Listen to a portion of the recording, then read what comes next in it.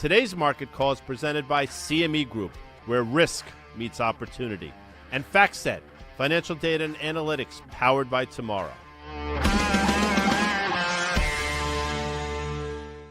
I saw something today.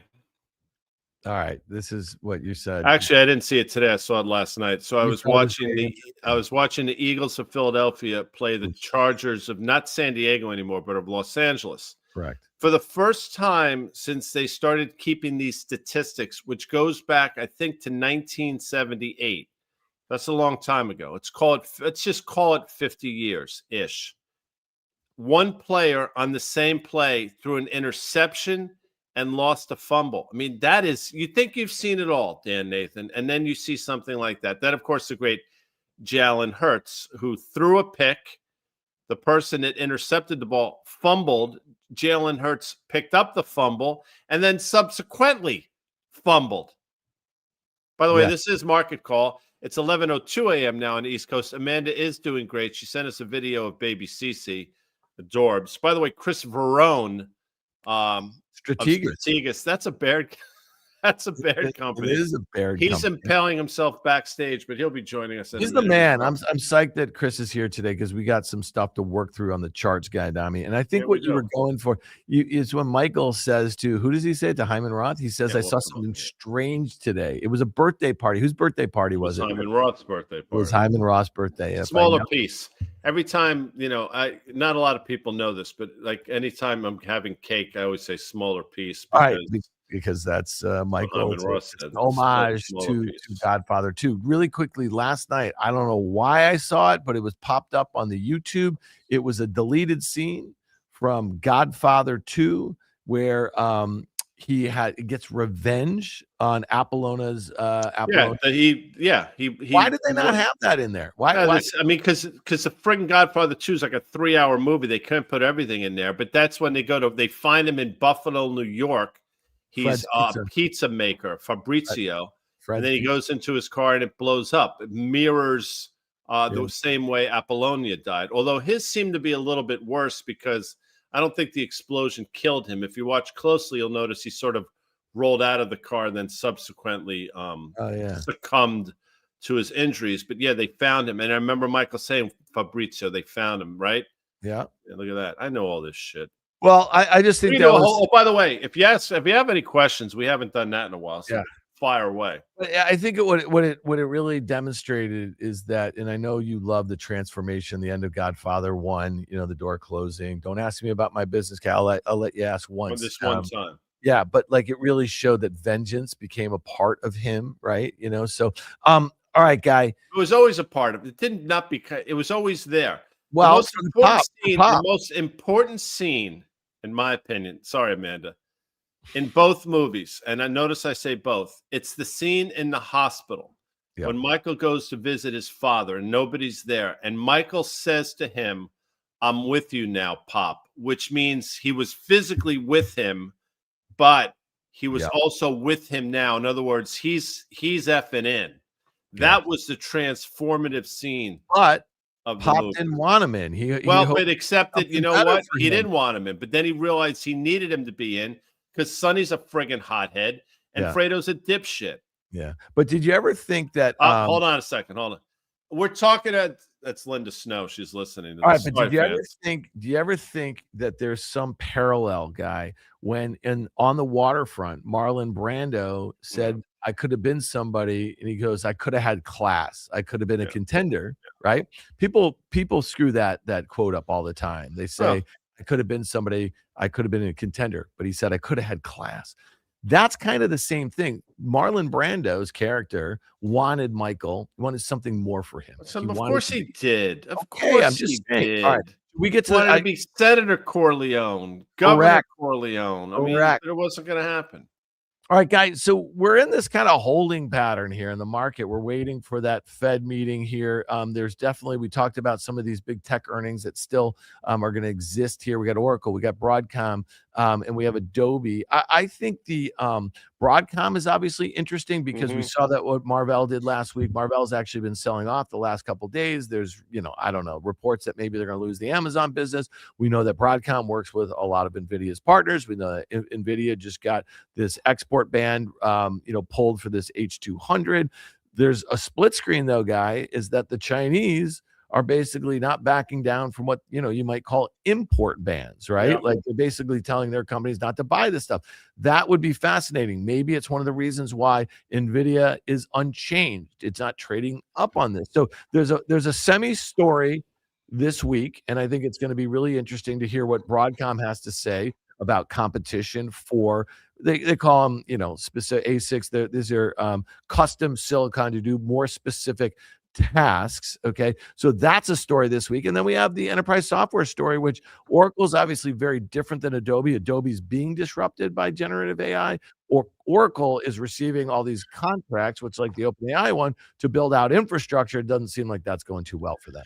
So I look at NVIDIA. Tim Seymour said it last night on Fast Money, and I would have said it if he didn't beat me to the punch, but he was surprised the stock wasn't acting better in the wake of that announcement. By the way, an announcement that probably people have been waiting for a while, but an announcement nonetheless that, all right, President Trump had this discussion with President Xi, and we're going to be able to sell a certain amount of chips with some, I guess, some things put in place, some safeguards put in place to the Chinese. And I think NVIDIA went up to about 192 or something, but here we are unchanged on the day. And I think that speaks volumes. And I don't think NVIDIA's out of the woods. In terms of Broadcom, it's had an amazing move, but I look at this chart and again, I see a stock that's completely divorced itself from the 200-day moving average. You have a little bit of a gap on the downside. Valuation is no longer something you can sort of wrap your head around, in my opinion. So unless they crush, I think this stock does a bit of a back and fill here. And we said it yesterday. I'll say it again. And if I'm wrong, I'll be the first person to come on the show tomorrow and talk about it. But I think you got to be taking money off the table here in AVGO. Yeah, I think that makes sense too. I mean, there's been a couple big gaps as you see the one from late August that was on earnings. Stock consolidated a bit, but trades very well, made a new all-time high. I guess the point is you're going to have to see a material upside to guidance, right, to get this thing, in my opinion, going higher. Guy, let's go to the SPOOs. What is December, by the way? What is December? What letter is December? Z, and Z's not dead just yet. That's we got a couple weeks.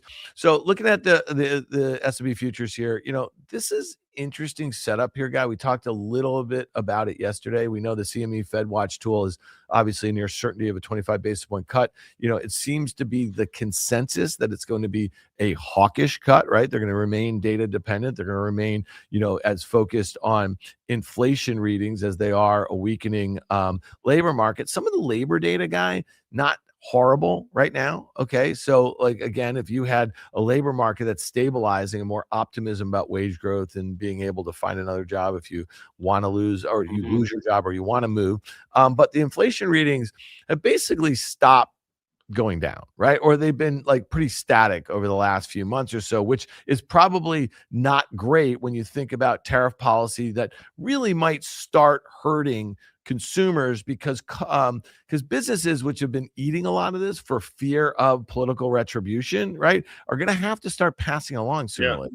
Well, Procter & Gamble is, we talked about it on this show. We talked about it on Fast Money last night. They're at a point now where they can no longer pass on their costs to the consumer. And the double whammy is their consumer is now a bit strapped. So they were living the high life there for a while as they were able to pass on the cost, and the stock was rewarded for that. Now they're on the other side of it. And, you mentioned the CME Fed Watch tool. I'll just say this. Cece just texted us, not Amanda's daughter, but Cece Lagater, and he said something just happened in Bitcoin. So talk about Bitcoin chart. And again, I don't think this is going to happen, but something may have leaked here in terms of some of the Fed commentary, because Bitcoin just very quickly went up about $2,000 over the last, few minutes. So maybe it's sniffing something out in terms of this presser, in terms of what the Fed is going to say or not say later today. We shall see. But, that's moving as well. So if we were anticipating a hawkish Fed, maybe Bitcoin is telling you, you know what, you should be anticipating a dovish Fed. We'll see. I don't know. I'm just throwing that out there. Yeah, and so tomorrow, 2 o'clock, you get the announcement, right? And then there is a Fed presser, what, at 2:15 tomorrow, guy? So, I mean, it seems a bit early to get anything sort of leaking one way or another, but you do see, that chart there making a series of, higher lows. You see that kind of level that it's kind of gotten stuck at. Where is that in the in the Bitcoin futures there? It's probably what, 9,300 or 93,000. Is that what's going? Yep. Yeah, and that prior high going back to March. I put, if you want to pull up the IBIT, I put a bearish trade on through January 2nd. I don't know why I got this feeling that it's going to close on the lows of the year. Let's go back to that Bitcoin chart. So I was kind of targeting a 45 sort of move. I just feel like that would be the perfect punctuation for a year that saw a lot of euphoria, and then it saw just despair. And then in the despair portion, there's a lot of technical stuff with leverage and these treasury companies that are going on. And I just don't, if you look at, let's pull up strategy for a second, MSTR, that's how that comes out. I mean, yeah, this thing's bounced a little bit, guy, but it still looks horrible. You know what I mean? Like, You have that little reversal down there, which still should augur well, and we'll bring Chris in for a second to see what his view is. But you're right. I mean, we're not getting any meaningful bounce, but what's in place there technically potentially could be a bit of an island reversal. We shall see. But we should ask Chris Verrone. Well, that would be Chris Verrone of Strategis, which Baird is Company. a Baird company, and we are very lucky to have him. There he is. Hi, Chris. How are you? Hey, guys. Put him in I'm the doing middle. great. Yeah, Merry there you go, Christmas. right in the middle. So you listen. The reason we say a Baird company, we have friends who are at Baird, right? And when you guys, partnered up there with the Baird, we refer to you on the Fast Money as a Baird company, which, you and I've talked about it offline. We think it's cool and we have fun with it, guy. Don't we have a little fun with it? I have, and one of our main men from a Baird company, of course, is the original BK. That's, of course, Ben Callow. Yes, he's a Tesla analyst. I don't know if you ever bump into him in the hallway, but if you do, give him a noogie for us. All right. Let's talk, Chris. We were just talking about the Bitcoin. Any thoughts there? I mean, you get a reversal. Dan, I'm kind of more with you here. Listen, I think often in this business, people confuse the noise and the signal. The signal is that it topped in July and that it's in a downtrend. And did we lose him? Yeah. That's the noise in the downtrend. I think this can rally to probably 105-ish, maybe 110. I'm a better seller up there. Right? This is a rally and a downtrend. And I think when you consider what the message here is, when you talk about Bitcoin, this has really been the hood ornament of the speculative economy over the last number of years. There's a lot of signals in our work that say the market's message is moving away from the speculative economy into the real economy. And I think Bitcoin's on the wrong side of that into 2026. Yeah, I agree with that. And you're right in terms of, July, and then we had that little bit of bounce in the fall, but it has not been trading particularly well since. And now you have a flattening 200-day, but throw up a MicroStrategy chart. I brought this up before, Chris. I don't know if you saw it, but you have this little island reversal that was created on that trough day in Bitcoin, and you can see that there. The price action suggests that we should bounce here. Now, again, I'm not saying we're out of the woods, but we should get a bounce. Yeah, I think that's totally right, Guy. And, what was the low? Maybe 150 and change, if I remember. I mean, 150 and change to 250, 275 is certainly a big rally. But in the context of a security, this didn't peak in July, guys. I think strategy peaked in January, February? Oh, yeah. No, it's much earlier. So we're talking about now a persistent sequence of signals that suggest that, the real speculative stuff the market has moved on from. I think that's the message. That's the signal. I think the rally is the noise.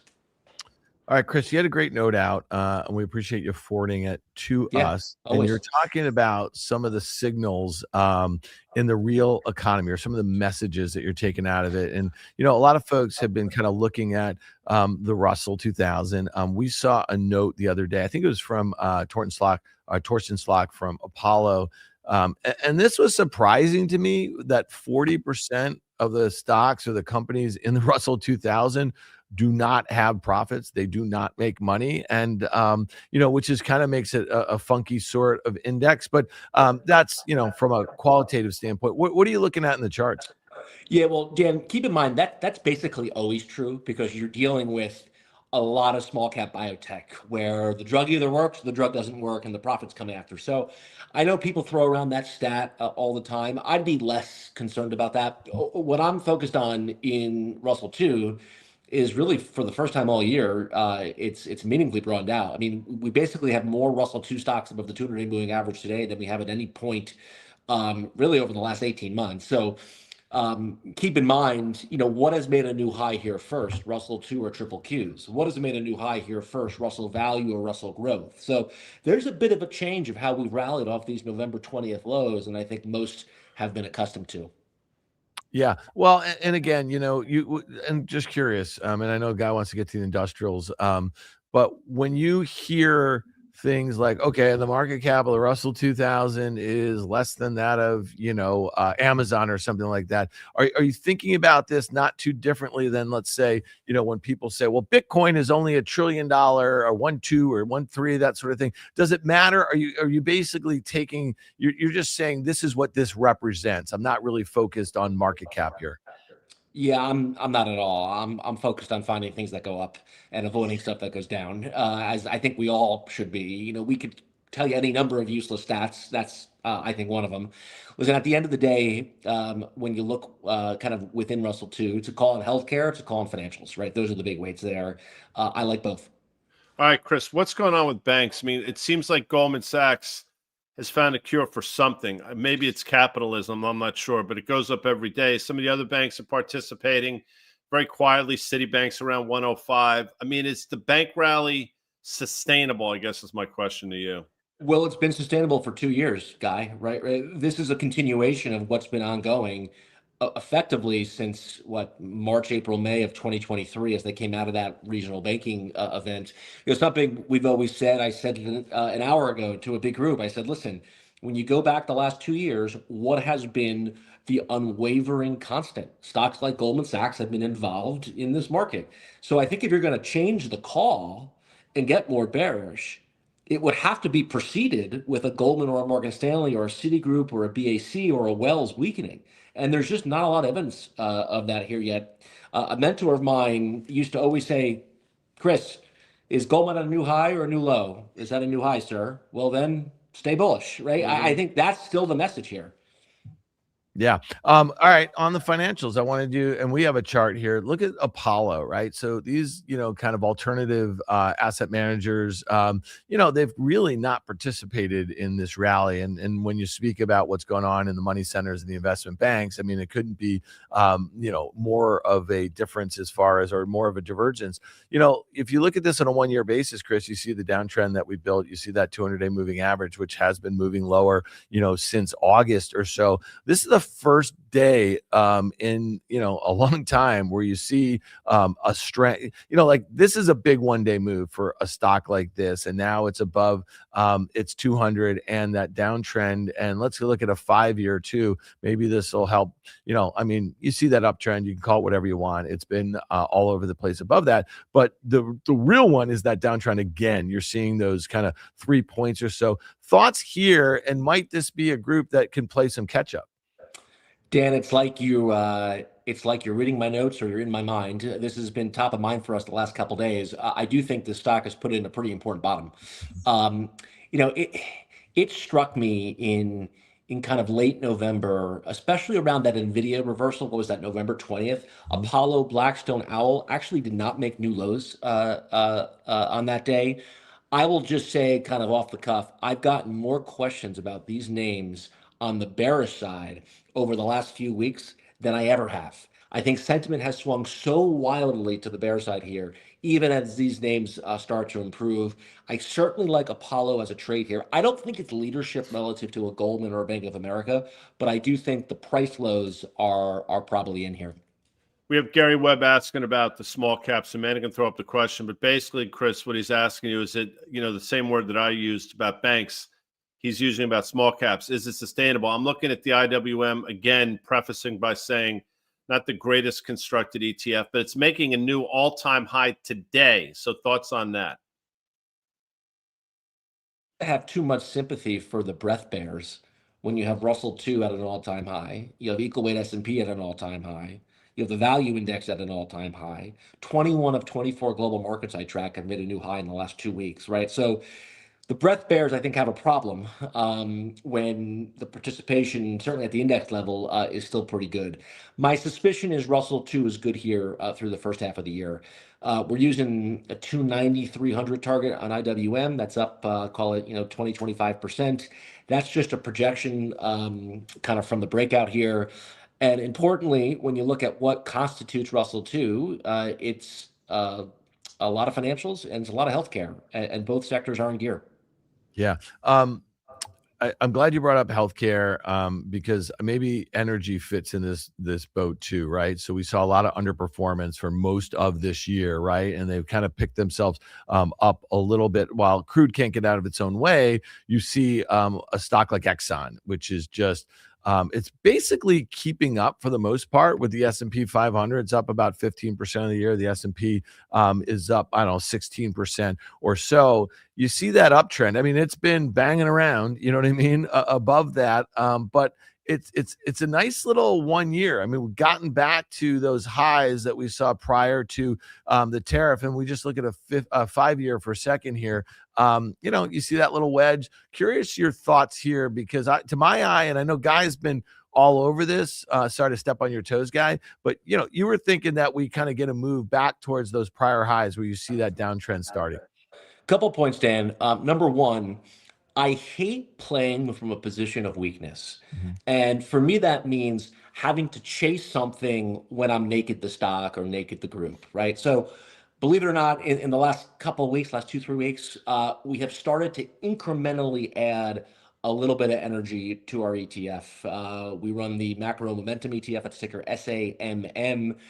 We have bought a little APA. We have bought a little Shell just to get a foothold, some EQT, just to get a foothold here in the event that there's some durability behind this. My suspicion is energy is more of a market performer than an outperformer, but I don't want to ever have to operate from a position of, oh gosh, now I have to chase this because I have not on. So we have a little bit of on, and I want to monitor that into first part of next year.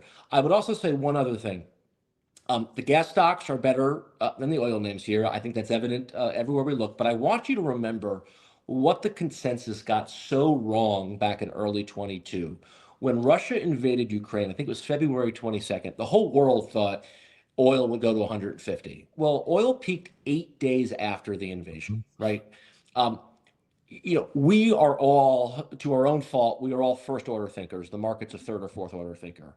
And when we all said, oh, this is going to take all this Russian oil offline, what we didn't count on was the Saudis would pump, and oil fell. So here we are, 3+ years later, and maybe it looks like we're kind of approaching some peace.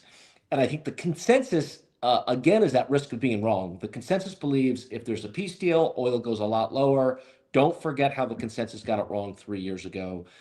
Think a little bit more dynamically here because the equities are starting to improve.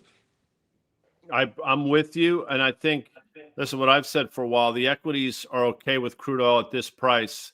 A tailwind would be obviously a bump in the price. But as we go sideways here in crude, I think these energy names can still rally. I'll ask you this because we have a few questions about it. Bond market, which is obviously top of mind for a lot of people. I look at a TLT that's trading either side of 88. This is what I've said, and I'm curious as your take. If we do a longer-term chart in the TLT, you'll see that we've been basically flatlining here for the last 3 years. We've had some fits and starts, but, there's been no meaningful bounce since, I don't even know, since middle of 2022. It's been basically sideways. I think it's going lower, which means I think yields are going higher. What are your thoughts? I think we got to separate here the tactical from the structural a little bit, and I'm with you, Guy. I mean, the only correct call here the last 3 years has been no call. We've effectively been in a 375 to 475 range. In the short term, I think there's an impulse with an economy, what I believe to be strengthening here, for the long end to work modestly higher. I don't think we're getting 460, 470 yields. I could see 425 to 430. German yields have already broken out. Swedish yields have broken out. Aussie yields have broken out. But let's keep this in a little bit of perspective. I mean, German 30-year yields are still 380. They're not 880. Go back to the top in the NASDAQ in 2000. That final year from mid 99 through March of 2000, the US 10-year yield went from 4 to basically 7. That's a far cry from the environment we're describing today. In the final year of the Nikkei move into the December 29th, 1989 peak of the Nikkei, JGB yields went from 4 to 8, right? So again, a far cry from the 180, 190 10-year JGB yields that we have today. So let's put this in a little bit of context. All right, Chris, we're jumping all over the place, so we appreciate your range here. You just mentioned before that how many countries you track and some of the performance, right? Let's go to China. I don't know if you know this, but you spend time on the Fast Money desk. You probably know this, that we have these stupid acronyms. Guy's played the game pretty well. He's got his tube this year, and it's Toyota, Uber, Baba, and I just learned it's EQT. That's his E, and it's doing pretty well. I think you're what, 42% on the year, guy? Like, that's what that portfolio is. Not bad. Good on you. But it seems like we have a fascination with the B and Guy's tube, which is Baba. Let's pull up KWeb first, and we know that Alibaba is obviously a big component of that. Are you how are you feeling about this? Then we'll go to Baba for a second, because obviously there's been money to make on a long and short on this space. Let's pull this out to a 5-year for a second, but you see it, that 200-day moving average. I mean, there's a couple different ways to look at this. Go back to the 1 year, go back to the 5-year. The 1 year maybe looks heavy. The 5-year looks like, if you could be patient, you know what I mean? I don't know. Thoughts there? Couple points. Well, number one, I'll be joining you on the Fast Money desk tonight, so I look forward to that. There you go. We can certainly talk about it then. Number two, listen, this is an important moment for KWeb. It's an important moment for Baba. I have generally liked all things China for the last 18 months. I still think these are uptrends, but it's now time to kind of respond out of what are some good oversold conditions. You've had a 2-month correction in KWeb. We're back to long-term support. This is where I think you take a measured bet on the long side, but you get ready to move on quickly if the market tells you that you're wrong. I think about Baba kind of in that same lens. What is interesting, when you look at what has actually worked in China over the last couple of months as the tech has corrected, it's been real economy stocks. You have a lot of material names, a lot of energy names, a lot of resource stocks actually breaking out in China here. So you've seen kind of, again, this rotational theme that's been evident domestically also show up globally. I would also note, as China has come in, what's actually about to break out here is India. India's been kind of indifferent for 12 plus months. Pull up INDA as an example of that. That's starting to look pretty good here again. Back to support. I want to take a shot here long. A lot of the Indian names, particularly financials, are acting pretty good as well. What do we not talk about in the last 20 minutes? It's sort of on your radar screen that, maybe it'll come up tonight on Fast Money, but something you're working on. I think the big question is, it seems like the market has this rotational vibe to it, and you see it permeating everywhere around. It probably began with Bitcoin over the summer. We've now seen a lot of the real economy stuff begin to inflect higher, transport, regional banks.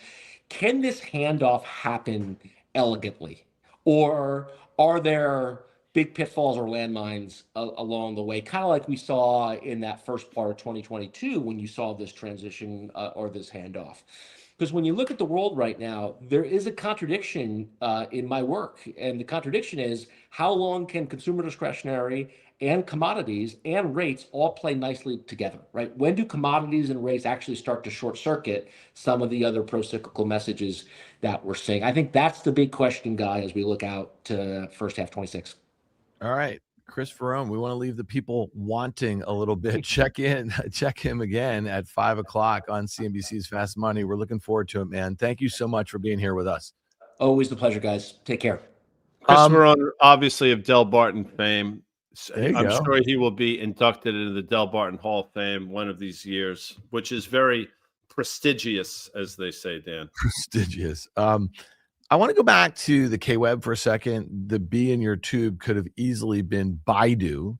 Could have And been. You know what? I struggled with that, Dan. I did. I'm glad you brought it up. But at the time, Baba was like an $80 stock, and I yeah. just thought it had some torque to it. Like what I did there? Yeah, and one of the things, Baidu is interesting to me on valuation. I mean, listen, I know Baba is really cheap too. If you think about their core businesses here, this was a search engine, online marketing, ad, search revenue, that sort of thing. They've been training their own models. They have a cloud business. This is a company, guy, that has a $27 billion enterprise value, 43 billion, nearly $44 billion equity market cap, $33 billion in cash, Yeah. and 13.5 billion in debt. Now let's just look at valuation here for a second, because that's just the balance sheet here.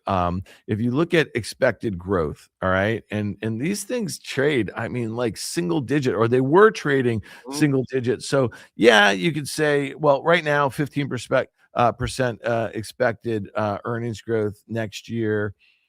No, trading 15 times next year, 8% expected earnings growth, sales growth expected to be 5%. So you say to yourself, these aren't growing. But when you think about their ability, right, like maybe there's an inflection point coming with LLMs and their cloud businesses and the like. A lot of these models are open source. You could see a lot of different companies kind of tapping into these open source models. There's been a lot of written about that relative to our walled gardens over here, right? So some of the advantages that the Chinese models have is that they're free to use, and you can build on top of them, which is very different, let's say, than ChatGPT and some of the other ones. The names, all these names get that they're discounted because of where they're domiciled, which I get, and maybe that's right. But just valuation alone continues to be compelling. And Baidu specifically, since October 6th, when it made a 52-week high of about 149, you've had a series of lower highs and lower lows, and that has not been broken. Personally, I think we're about to break it, and I think we're going to at some point, we're going to take a look at those October levels, especially if there's some sort of U.S.-China détente on the back of what we heard last night. And I'm not suggesting there will be, but if you get a sniff of that, I think these stocks rally into the end of the year. Yeah, and if you look at Baidu and Alibaba, you go back to that sort of March high that we saw, and then you see that gap that we had in September. It almost got back there. I mean, that was a nice back and fill if you think about it. So we obviously have valuation. We obviously have a trade situation that's top of mind. We obviously have this competition with the U.S. model makers, U.S. cloud providers, and in the way in which they are going about it. So interesting one to keep tracking. And I just think that, to your point, you get this sort of pullback. It could be sort of interesting. I mean, right now you had that gap, over the last few days, it's giving back some of that. Let's see how it does, this Baidu at 120, I guess, is the one thing. Yeah. And, you throw Baba in there as well, which is, it's not traded particularly well. It's very similar to what Baidu's looked like since October, but maybe we'll end the year with a bit of a flurry. As we sort of close this show out, a couple things continue to stick out to me. I mean, I don't want to get bogged down in this, but Chris mentioned Japanese yields. You have dollar yen now approaching 157 again. You're going to start hearing more and more people talk about the alarm bells going off with a weakening yen and a weakening bond market simultaneously. So that's something to watch. I think crypto over the last hour or so is sort of sniffing something out in terms of the Fed. And I think gold probably is the same thing, because gold's had a little bit of a move over that same period of time. So something's going on there. And then you look at the bond market, and maybe it makes sense that you're getting no bounce in the bond market, because the market might be challenging TLT in the way that I thought that they would. So I think over the last 40 minutes or so, although it doesn't appear as though a lot's happened, I actually think it's been a pretty interesting last hour in terms of what the market is trying to sniff out. Yeah, keep this TLT chart up for a second here, because that was like a textbook head and shoulder. You had that kind of gap going back in September when we saw that rate cut, right? And then it was kind of a dovish cut, and you've seen it banging around. You see a couple gaps. You saw the gap to the upside, and now just a week and a half ago, you see that gap to the downside. So the 200-day was support. And, the other thing I'll just say is that when you see this sort of move that we've had from 90 and a half or something like that, right? And that's going back just a week or so. That was, well, 2 weeks. It was November 23rd. You know, this sort of move, you know, over the last, this is like $2.50 on this. You could do the math. You know, that's a big move on just like a 5 basis point rally, right? Or maybe it's like 7 or 8 or something like that. So again, I do think that setup is kind of interesting. So tomorrow after the Fed, we have Adobe and Oracle. We'll hit those a little harder. Tomorrow we have Obi, our main man from Robinhood, on with us tomorrow. So maybe we'll look at some trades that make sense into earnings.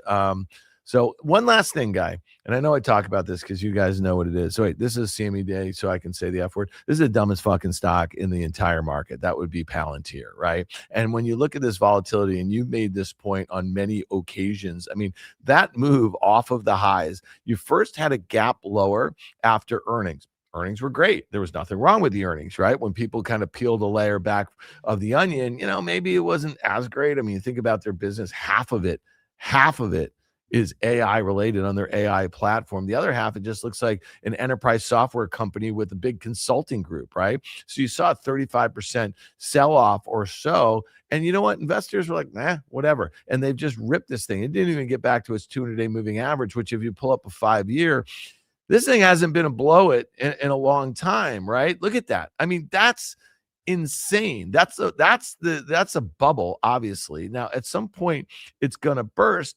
And you know, I have a little bit of a bearish options trade here. I wanted to define my risk. You'd be crazy, in my opinion, to kind of short a stock like this. All you have to do is look at that chart. I think we're gonna retest by the end of the year, guy. I don't think some of these stocks that have been like poster children for the bubble, the AI bubble, I just don't think they're going to close on their highs this year. I think they're going to close back towards levels that maybe make them interesting into the new year. But if you close at the all-time highs, if this stock is at 205 on, you know, January 1, I just don't think that's a great setup if you're bullish in the stock. No, it's fair. And what you pointed out, and what's worth pointing out again, the fact that 200-day moving average, it is a line in the sand going all the way back to the middle of 2023. So it stands to reason at some point that's going to be retested, and then you could set up a trade on the back of something like that. You know, you could look to target 143 as an entry point, and then, you know, then maybe, as they say, reverse it and play for the upside again. But your point is well taken. He's telling a great story. The reality is he's been telling the same story for the last 7 or 8 years. I think the only difference is people are listening now, and AI obviously has captivated the imaginations of the world. So I loved this stock years ago. Remember, it was the P in my hope trade, but in my wildest dreams, I never thought we'd be where we are today. Well, I mean, listen, you know, a year and a half ago, the stock was below 20. You could add all you wanted of it, right? And supposedly the story Whiskey. was all you want, which is so brutal. I mean, like, they thought that they could just get him in the car and get him. They did. Yeah, I know, but just based on whiskey. And he's like holding on to the whiskey and the cigars he's putting in his I believe jacket. I can hang with you fellas for a while. Eddie Murphy is not that anybody cares, and Amanda is, as I mentioned earlier, doing great. Yeah. My friend Nadav Lahavi, N-A-D-A-V, V is in victory. We worked in Fort Lee, New Jersey for a period of time. Drexel moved us out to Fort Lee, and then we were subsequently bought by AIG. And whilst we worked there, every year around this time, we would go to Eddie Murphy's house in Englewood Cliffs. I think it was called Bubble Hill. And we would go and we'd ring the bell at the gate outside, and we'd say, "Hi, it's Nadav and Guy. We have a Christmas present for Mr. Murphy." We'd bought him a bottle of scotch. I will tell you, we did it, I think, 3 years in a row. We obviously never got in to see him, but there were, you know, we were hoping to. Back to you. Yeah.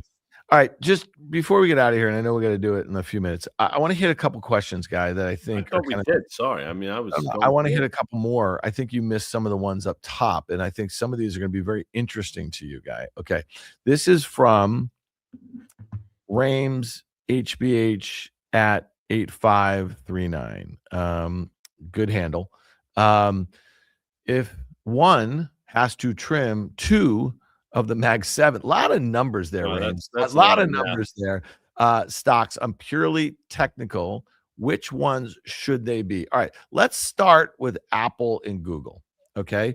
And you know, the idea of trimming the strongest ones, I don't know. Does that make sense? Normally you want to let your winners ride and kind of Yeah. cut your losers a little bit. Now let's pull up Google. I mean, these things have been monsters after a long period of underperformance to the rest of the names, right? Now just rip through really quickly. Meta, Amazon, Tesla, Microsoft. Okay, so we see what's happened with Meta. Go back to Meta for a sec, guy. That 200-day, is that going to be resistance, or do you want to see? Well, you've had a nice bounce. I mean, Yeah. and it should have bounced. We should have filled the gap. We didn't fill the gap. The downside, the upside gap, the move, we had to the downside back in, I guess, was late October. The fact that we traded up to and seemingly failed here at a 200-day moving average that's sloping lower is no bueno, as they say. So this is one that you got to watch pretty closely. I'd be inclined to agree with you. If you want to throw Amazon in the mix, that's had trouble at these levels. So, maybe that's one you want to look that potentially go a little lower. But if I'm trimming, it's Google, because I think it got to itself. I thought it could get up to about 345, 350 just on valuation. It sort of got close, but on a market sell-off, that won't be spared. And I think Apple as well. So those are the two. That's the ones that I would trim. Maybe you want to replace Apple. You want to replace Apple with Amazon. That's fine. Yeah, and just real quickly on those two of the strongest ones of late, and they are just kind of levitating at all-time highs after massive, near-term runs. I mean, the Google or the Apple, its 200-day is 228. The stock's trading at 277. There's not too many times, guy, that I can remember where it was that much, above its 200-day. So you use this expression all the time. Sometimes it makes sense to do something. If you're getting towards the end of the year and you've had, big gains in some of these names, then it might make sense to kind of wait until the new year, and you might consider maybe collaring up your stock if you don't want to pay taxes, especially if they're long-term gains.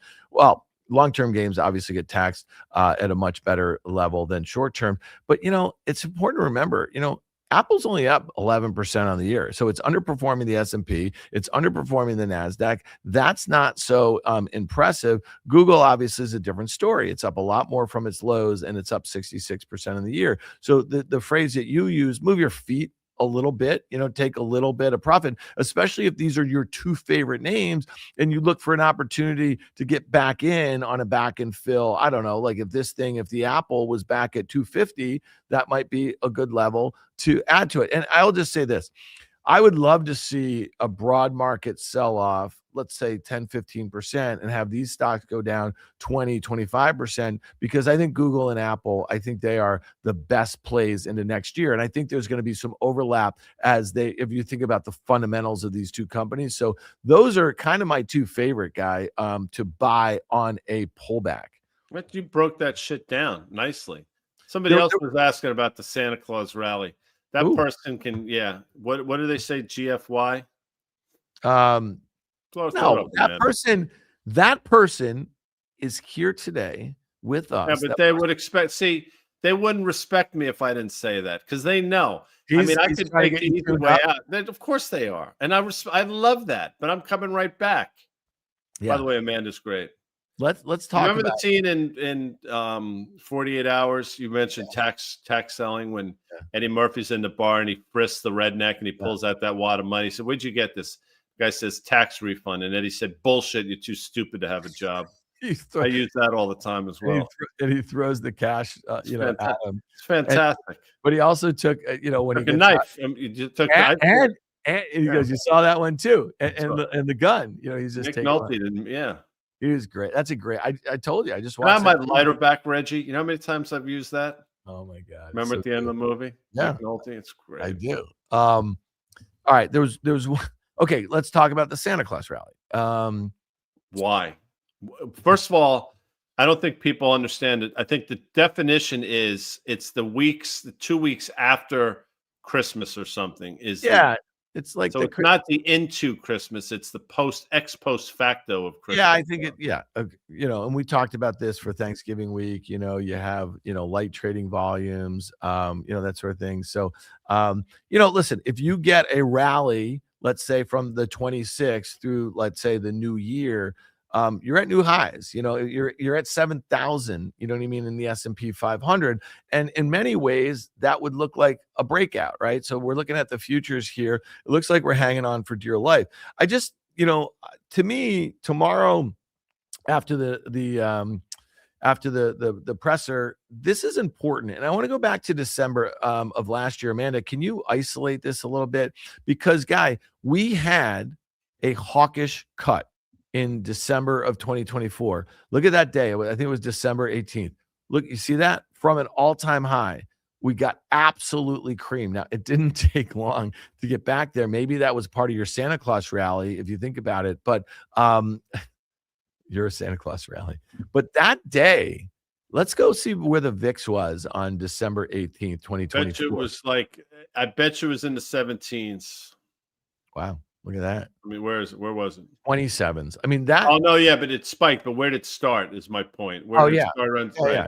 It was 16 and a half or something like that. So it's interesting to see now, as soon as that, and it hung around, it hung above 20 for a bit there, and then it just kind of collapsed, and then we started filling in that. But I just think that we have a complacent market. Let's look at the VIX right now. We have a complacent market. I think investors are convinced that, more cuts means bigger highs in the S&P 500. And you tell me, I mean, if we have a hawkish sort of cut, and that means into the new year, into Fed Chair Powell's next few meetings, that he's going to be very data dependent, I don't know why you would take those cuts to the bank. I'm not. Listen, again, people are talking. There are people out there talking. I might get a 50 basis point cut tomorrow. I mean, I don't think that's going to happen. Remember, we had Stuart Sopp on, I think, the last time the Fed met, and he thought there was a chance of a 50 basis point cut. He said he didn't think it was going to happen, but there are people throwing that around sort of willy-nilly. I don't think it's happening. But, a hawkish cut here and the hopes of what's going to happen in 2026, I say it all the time. One, be careful what you wish for. And two, I don't think it's going to matter regardless, because I think the bond market is going to sell off in a meaningful way. So, put that in a mix, put that in your sort of pot, your what do they call it, cauldron, and stir that shit up and see what happens. All right. I'm going to stir. It's a great word, by the way. I'm going to stir up one last thing. Amanda made a chart for me, Johnson & Johnson. Now, I haven't looked at Johnson & Johnson in a little bit. I mean, what the hell happened to Johnson & Johnson? The thing goes from 145 in April up to, where is it trading now? They got through all the talk stuff. I think there was some valuation stuff. The administration sort of eased back on these things, and it became a valuation story as well. So this uptrend's in place. I do think at some point you're going to take a look back at that uptrend line and see what happens. But yeah, I mean, this makes sense. It's going to look it's going to look like a Bristol chart. It's going to look like, to a certain extent, a Merck chart. All these stocks have sort of gotten back on their horses, having been complete underperformers for the better part of 7 or 8 months prior. By the way, one of my favorite moments on CNBC, and then we'll leave. Erin Burnett, I'm very close with Erin. I knew her husband before she knew her husband. Love Dave Rubalata. I don't know if I'm doxing or not, but I think it's out there.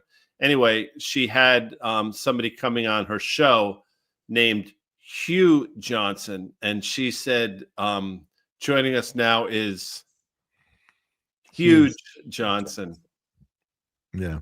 Which was... CC thinks that we've gotten a little crude on this program here today. What's crude about it? There's nothing. I mean, you just reinforced, something, and she didn't mean that. He said, CC just said, Dan asked if they could swear, and now it's like a Tarantino movie. Well, I didn't. What did I say? By the way, we did give a Zed. We did give a shout out to Zed being dead. We often do. Yeah. All right. Well, listen, we covered a lot of ground. We appreciate Chris Verrone, Baird, Strategas. Strategas. By the way, Stratego is a great game. So tune in today. Actually, it's a really good game. At 5:01, Melissa Lee is going to say, she's going to do a little read about what we're going to cover. And then she's like, on the desk tonight, Tim Seymour, Dan Nathan, Guy Adami, and Chris Verrone from Strategas, and then she's going to say what? A Baird company. Okay, and then what? And if she doesn't say it, I will say it for her. Then when she says it, you and I are going to smirk right at her, and she's going to smirk back. So guys and gals, pay attention. Watch for that. Pay attention because cheapest thing you can do. Okay. That took you a little bit. It's your line. Sorry. And I thought you were going to I thought you were going to get right in there. It's the cheapest thing you can do. Just watch for that. That's all I'm asking you. And if that's all you do with the program, that's fine. That night, 2 nights. Oh, you need a reason. All right. That's it. Amanda is great. We'll see you folks later. We're gonna see people later. We're gonna see them tomorrow. We have Carter. We don't have Carter. Oh, tomorrow's Wednesday. You know what that means? It's not Butters. Amanda wants to move Butters to Thursday. Where's friggin' Butters then? I don't know. He's in Michigan or something. New Hampshire. He's takes a lot of time off. My God. He does not. Tomorrow is Mike Obasina. He is the head of education at Robinhood. We're excited. Thursday's Butters. Thursday's Butters and Liz. Liz Thomas of SoFi. So Liz and I did a really fun podcast yesterday. We had Oz Perlman, who is the world's greatest mentalist. Go Google him if you don't know Oz. He's been on Fast Money. He's been on a bunch of shows on CNBC. He just wrote a book, Read Your Mind. Guy, listen to this. He was on 60 Minutes, The View, one of your favorite programs. He was on CNBC. He's been Joe Rogan, doing his book tour. It's absolutely amazing. We had a great time going over his book, all the lessons that he's learned becoming a great mentalist. He's also an ultra marathoner. Like, there's just so much great stuff. I read the book a couple weeks ago, and then he did a couple tricks with Liz and myself. So are they tricks or they're not tricks? I don't think he would. He said he's fine with tricks. You know what I mean? What else do you call Bill? What did he say? What do you call those things that he does? Well, you know what they say, silly rabbit. Tricks are for kids.